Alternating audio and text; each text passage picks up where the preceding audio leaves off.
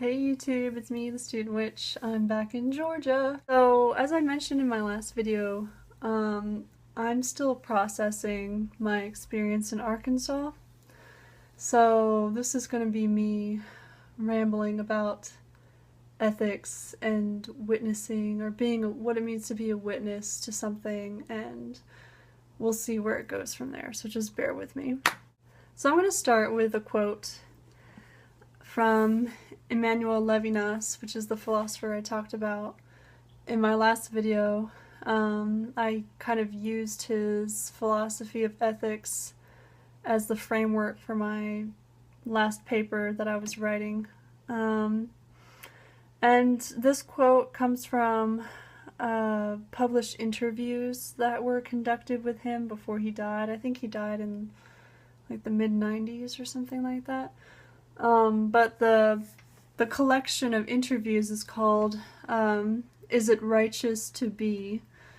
Interviews with Emmanuel Levinas, and it's translated from French. So, and the question, is it righteous to be, has to do with his critique of like Heidegger and like his focus on ontology and stuff like that. So this is the most impactful quote from the first section of the book, which is Ethics as First Philosophy. So let me just start here. But starting from the ethical relation with the other, I glimpse a temporality in which the dimensions of the past and the future have their own signification.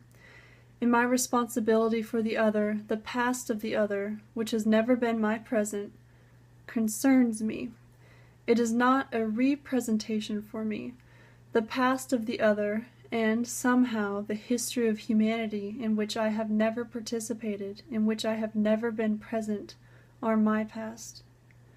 As for the future, it is not my anticipation of a present which is already waiting for me, already and like the imperturbable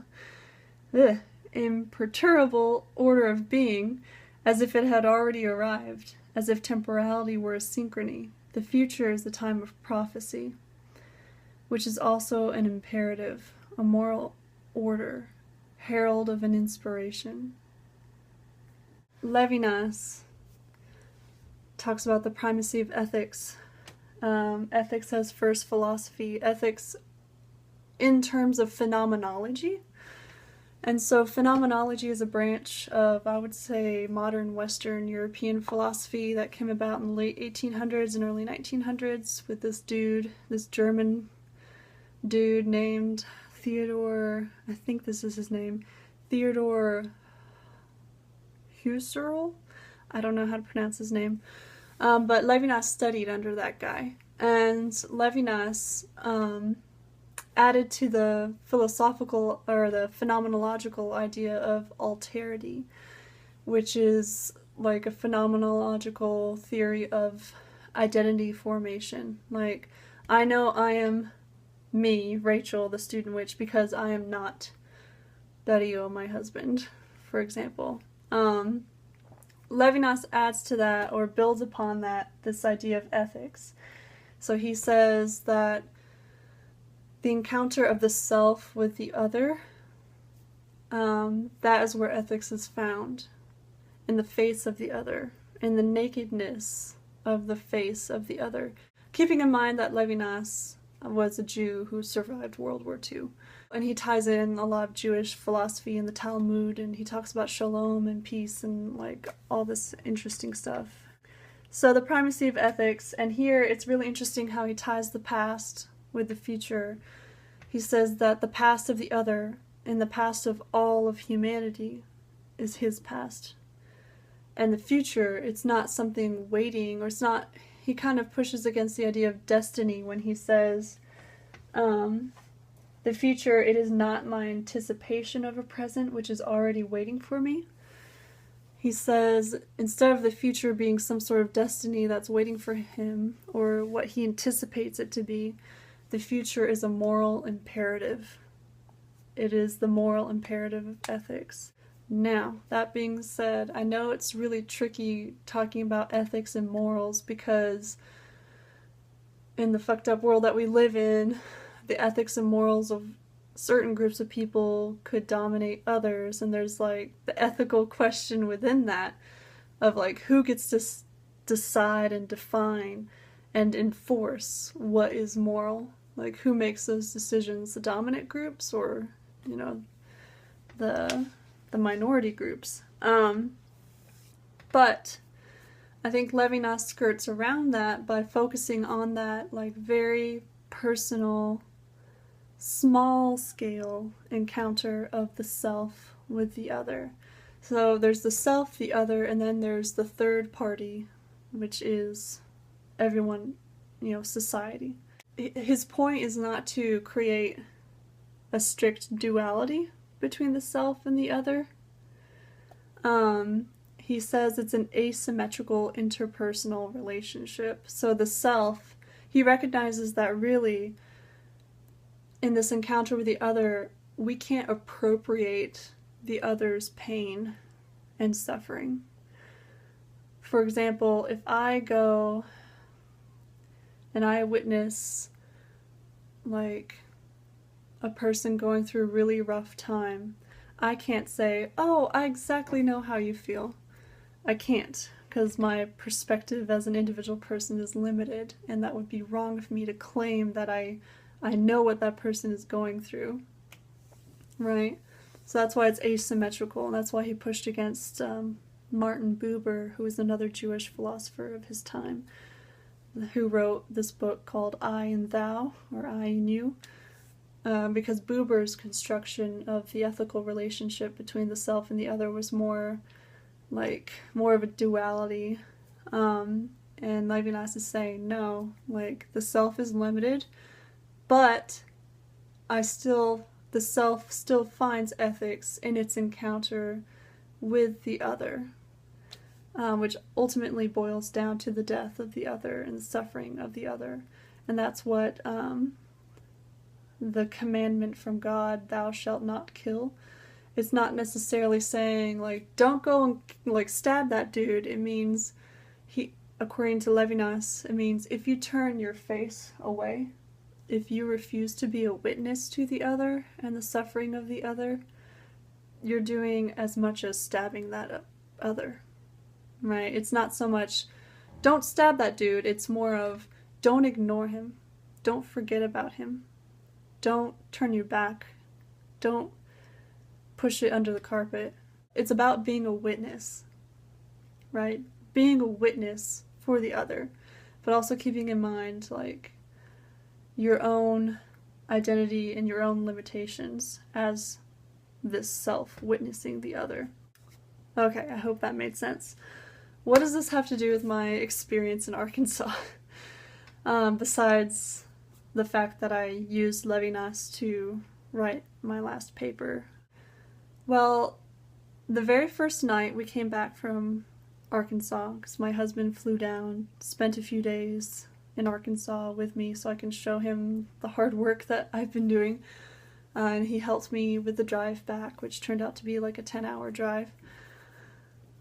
We got home, crashed in bed, and that night I had this incredible dream. I dreamt that I was staying in an old house, which in Arkansas I really was staying in an old house that was built 110 years ago. So I was in this old house, and I could tell that there were spirits in it. I could tell that the house had a certain energy to it. So my students appeared. A few of my students that I was teaching appeared. And they gave me, for protection, they gave me a mojo bag to protect me while I was staying in this house. And I remember the mojo bag, I think it had 2 or 3 ingredients. I'll have to look this up because I'm still learning about hoodoo. I'm not an expert by any means, but I know the mojo bag had sulfur, I know it had sand, and I think it had salt. I think those were the 3 ingredients.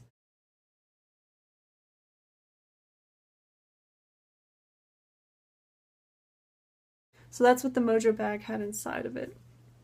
Then I walk into a room in the house, and there's this really old woman.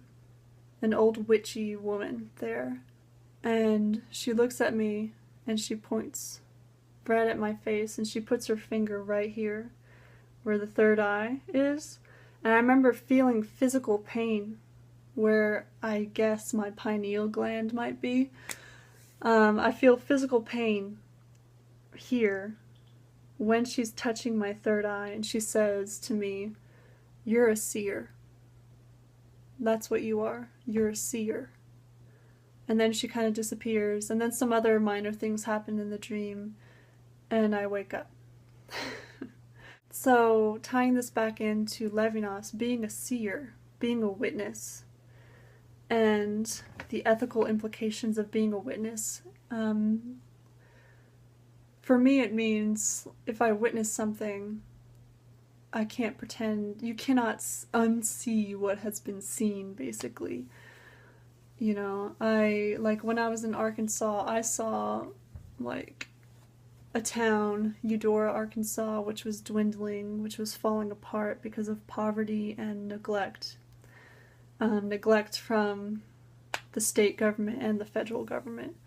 I saw, you know, layers and layers of history of oppression. Like, that part of Arkansas, you have the Spanish and the French coming in and colonizing, so you know that the indigenous populations hundreds of years ago were pushed out and enslaved and killed. And then you have African slaves or African people who were enslaved being brought in to work the cotton fields and how terrible that was. And then in the 1920s up till the 1940s, you have Mexican migrant workers being brought in who were then kicked out because of xenophobia. Sounds familiar. And then in the 1940s, you have 2 Japanese internment camps that were built because of, you know, xenophobia and fear. And then in the 1970s and 1980s, you have the local and state government in that area pushing against industrialization so that they can keep the economy like based on agriculture. But the problem is when new equipment and new technology, farming equipment and technology were brought in, that eliminated a lot of people's jobs. And then in the early 1990s, you have NAFTA, the North Atlantic Free Trade Association. I think that's what that stands for. Anyway, it's a free trade agreement that was signed. Free trade agreement, yeah, North Atlantic Free Trade Agreement that was signed that kind of opened the doors to a lot of American companies shutting down their factories in the United States and shipping the factories to places like Honduras and Mexico and El Salvador and also other places in Asia. So these, what's the company called? The Standard Uniform? Is that the name of the company? Well, they used to have a factory where they used to make uniforms in this small town, and the jobs were shipped off to sweatshops in El Salvador and Honduras. And so you just have like layers and layers and layers of oppression, and I got a small taste of that history while I was there. I bore witness to it in a way.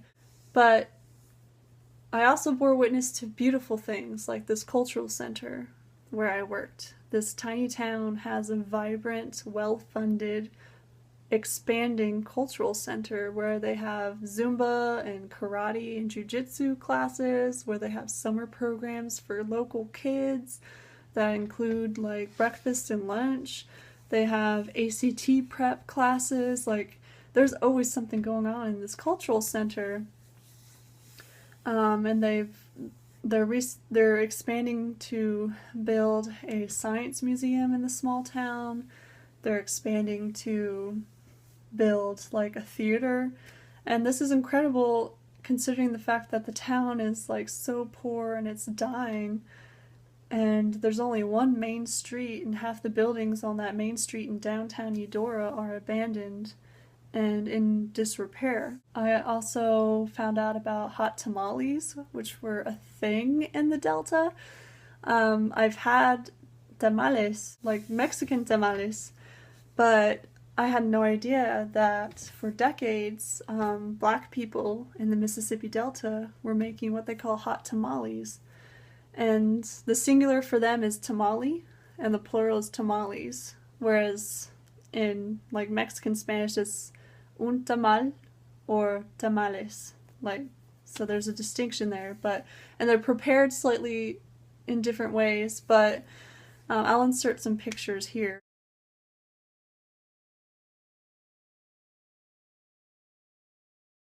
So basically, one of the main theories of how black people started making tamales, like Mexican style tamales in the rural Mississippi Delta, was that these Mexican migrant workers that were brought in the 1920s and 40s as part of the Bracero program to work in the cotton fields alongside black sharecroppers and white sharecroppers.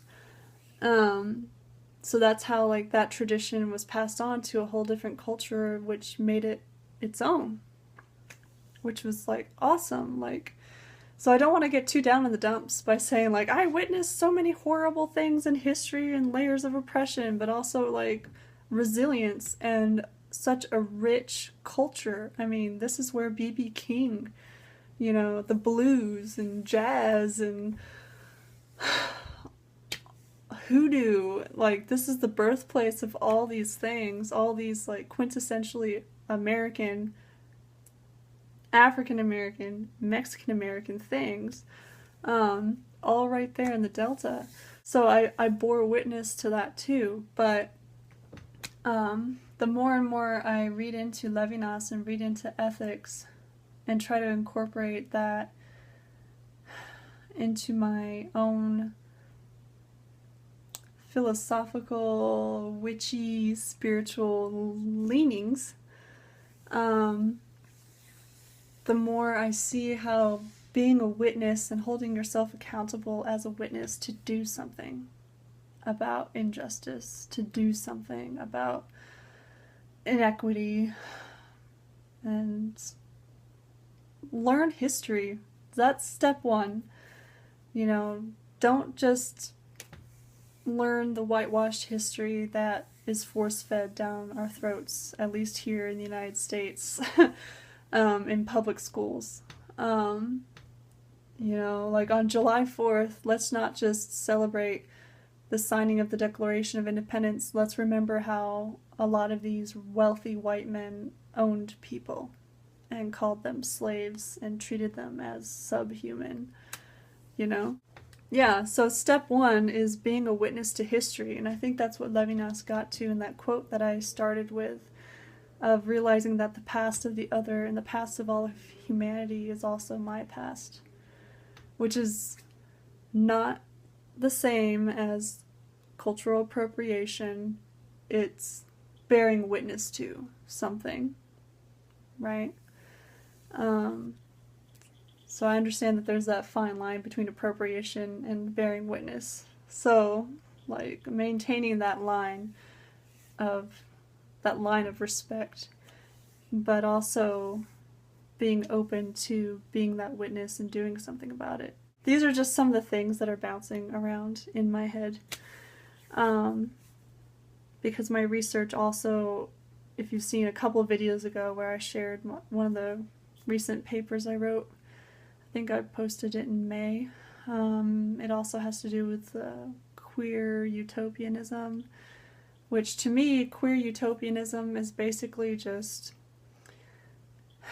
refusing to be complacent with the way things are. That's what queer utopianism is in a nutshell. It's believing in the validity of the concept of utopia. Utopia as a tool for critiquing the problems of the present. So transforming utopia from being like a put down if someone says, oh, that's just a utopian dream, they're basically saying you're unrealistic, you're irrational, head in the clouds, you're not down to earth, you're not seeing things the way they are. Well, queer utopianism will say, well, let's not forget we created things the way they are, which means we can change them. You know, it's a refusing complacency, basically. So I think that jives really well with Levinas, and it also jives super well with my own spiritual philosophies and beliefs. One last note. Fuck yeah, I bought this. This is my favorite hot sauce. It's the best hot sauce. Well, I'm kind of a wuss when it comes to hot sauce, but I saw this in the grocery store in Arkansas in the Delta, and you can get this here in Georgia too, but I saw this like big ass bottle, 32 ounces. I was like, fuck yeah, I'm buying that. I'm gonna mail that to myself in Massachusetts, because you can't get this shit in Massachusetts. And it's the perfect combination of that like smoky hot pepper flavor with vinegar, and it's seriously has 3 ingredients: peppers, vinegar, and salt. Delicious. I highly recommend Louisiana hot sauce. Get it if you can. Alright, enough of this rambling. I'll continue to process this. Bye.